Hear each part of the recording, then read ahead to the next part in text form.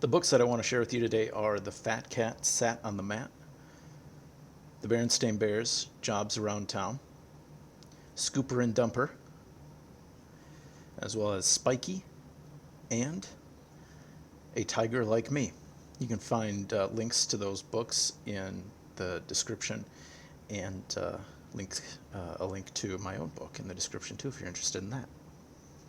The Fat Cat Sat on the Mat is a book by Nurit Karlin, written and illustrated by Nurit Karlin. And as you might imagine from the title, it is a book that rhymes. And the rhymes are playful, they're humorous. There are language jokes or humor that is created by the sound of the language as you use it, and the rhymes contribute to that. So for instance, kind of these cascading rhymes, cat, mat, fat, rat, sat, all of that, right? And they kind of, the more you use them, it sort of tickles the mind, and rhyme after rhyme leads into kind of a silly final description that also rhymes. So pleasant humor arising from situations as well as language. The illustrations are expressive, particularly of the attitudes of the characters, and they are well connected with the text and the plot, the story. For instance, there's a point where the rat is looking pretty self-satisfied, thinking that they have figured out how to trick the cat off the mat. And so I like that obvious attention to connecting the illustrations to the narrative. Some of the themes, there's concepts of ownership, sharing, autonomy, all of that. But overall, a playful story that's fun to read. The Berenstain Bears, Jobs Around Town, is written by Stan Berenstain, Jan Berenstain, and Mike Berenstain.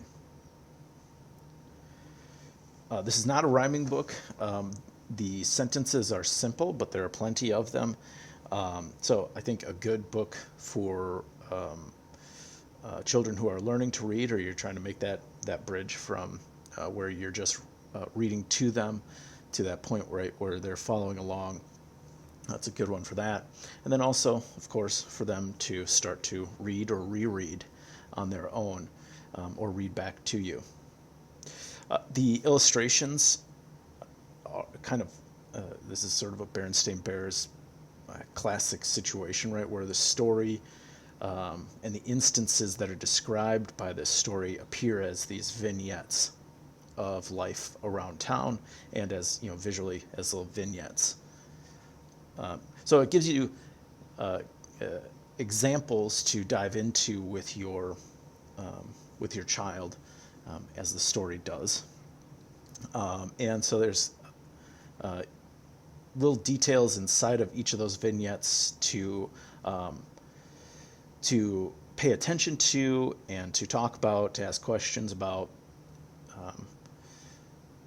as a form of kind of indulging in that moment that the text describes and then that the book illustrates.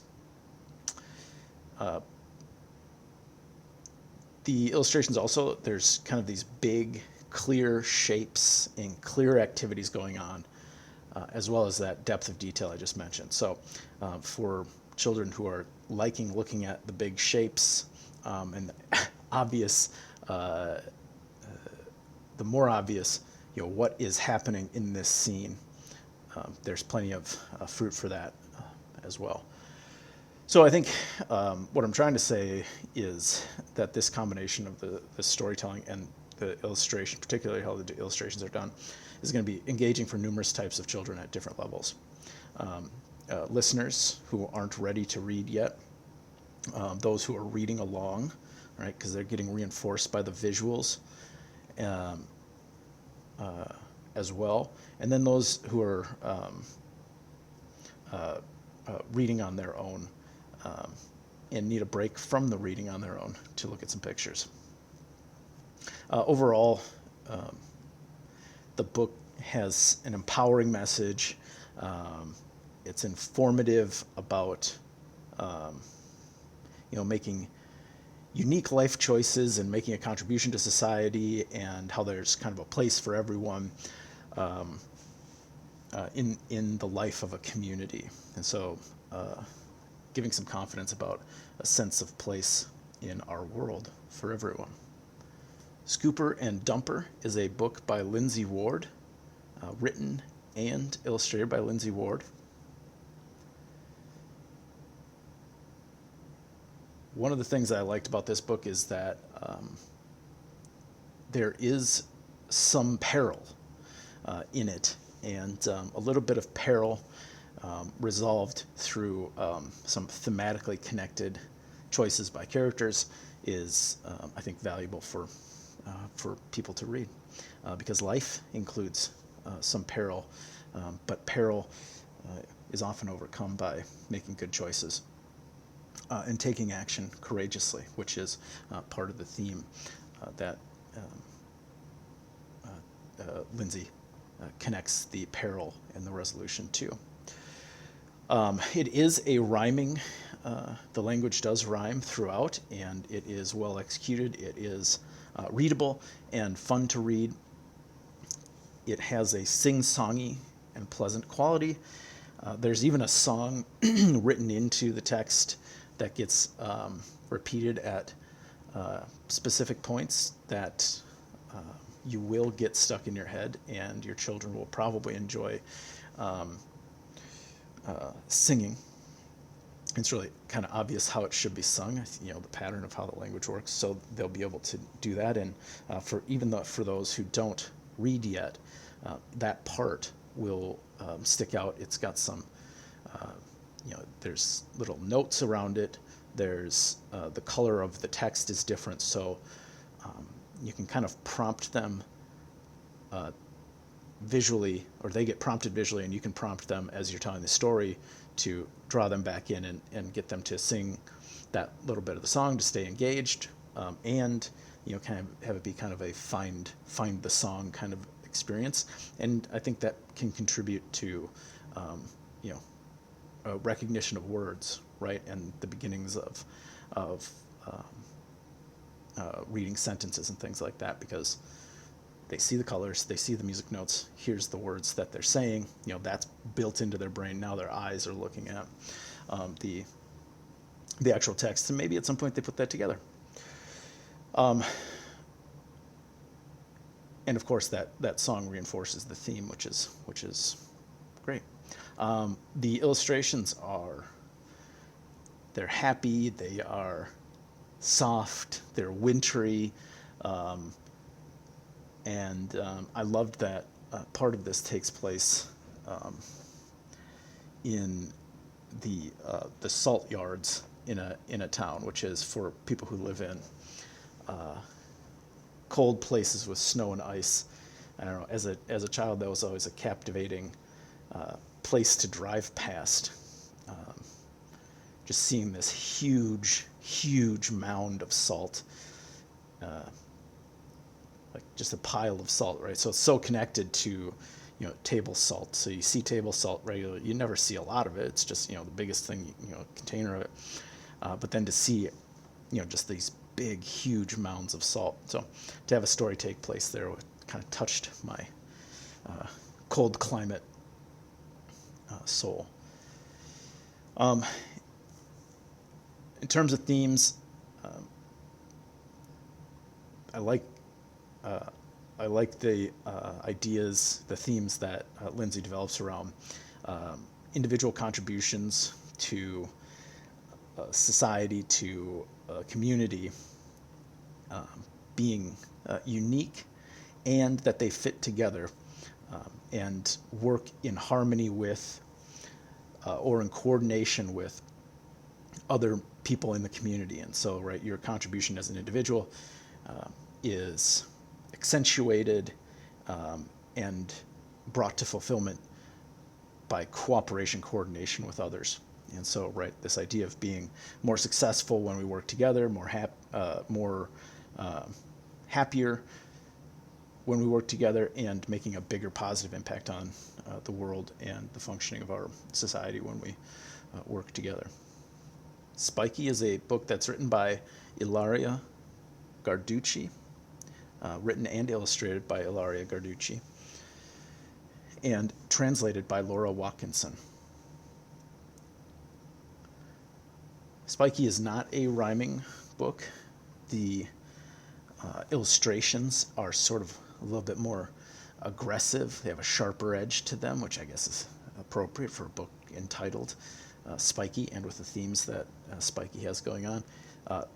They are, they're not these bright primary colors. They are, they're not overwhelming. They are, I would say, intriguingly menacing. And I think that that is appropriate or consistent with some of the themes of the story, namely that, change, and there's discomfort that comes with change, of being different than you have been or you've been told to be. And so sort of this intriguingly menacing quality is great, and will probably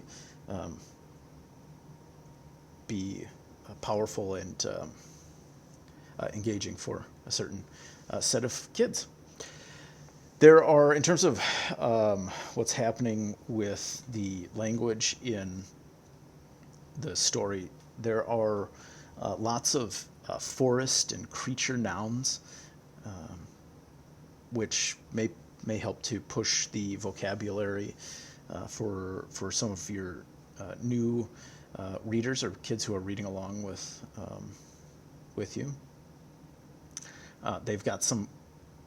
They use some flavorful vocabulary that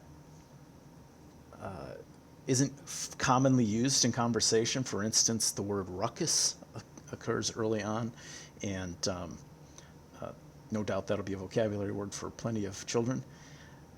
And so I think that combination of these more kind of advanced, flavorful vocabulary, the large number of nouns. I think if your child has been reading illustrated storybooks for a while, and they're ready to kind of stretch, this could be a good, Spiky would be a good book for them to read, because the sentences may contain some of this vocabulary that's new, but which can be determined by context, or worst case scenario looked up, but plenty of context. And the illustrations will reinforce some of that too. The plot and theme are very well connected, right? Spiky goes through some changes, unexpected. They challenge who he has been, and who he has been trained to be. And he does get a chance to return to who he was. And so that creates this decision, this challenge to what's comfortable, and kind of what he wants. And so a choice has to be made, and a choice to be a person, or to be the type of creature he wants to be. A Tiger Like Me is written by Michael Engler. The illustrations are done by Joëlle Tourlonias, and it is translated by Laura Watkinson.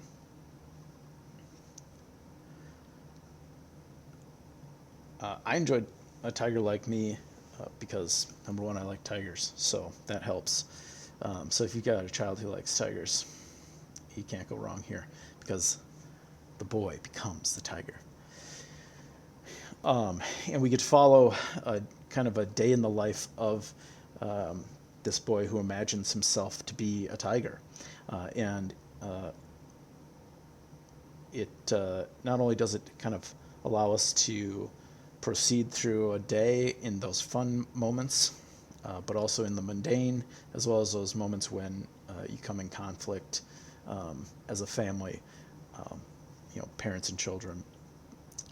And so you do get the playful, the fun, and the endearing scenes, as well as those that have conflict and strife. It is not a rhyming book. The language, though, is active and descriptive. It enlivens your reading. I think whether you're reading to your child, or if your child has been reading for a while on their own, this will be one that levels up their verb use to a more qualitative verb use, or verbs that not only express something being done, but how it's being done. So eating breakfast becomes much more exciting, especially as a tiger. If you're crunching and munching, or you're devouring, which are words from the text. So, right, are you eating breakfast? No, you're crunching, munching, you're devouring. And so it's these verbs that you wouldn't need to describe the action on its basic level, but which lends a more vivid picture of what's happening and how it's happening. So for children who want to, or who you think are at that cusp where they can become more creative with their language, more descriptive, this has a lot of valuable phrasing and words. The illustrations are dark and they are dramatic, and so there is some kind of like a ominous feel to a lot of them, but they have a playful core. The scene around the child is a playful one with little details of normal life mixed in with the details of the imagined forest and those things. I think one of the important themes is indulging in imagination and play. The sort of abandoning the mundane, daily life, not in actuality, but in imagination. So you reimagine how, as a child, you reimagine engaging with your world as something other than what you are. And so you imagine yourself as a tiger or as other creatures, and it changes your language, it changes how you interpret the world around you, and how you tell the story of the interactions that you're having, right? You're telling the story of interacting with your parents in this story as a tiger. And that play, that imaginative play, I think contributes to, or creates the possibility of imagining yourself telling your story in many different ways to discover who you are as a human being, and who you want to be as a human being, who you choose to be as a human being. So,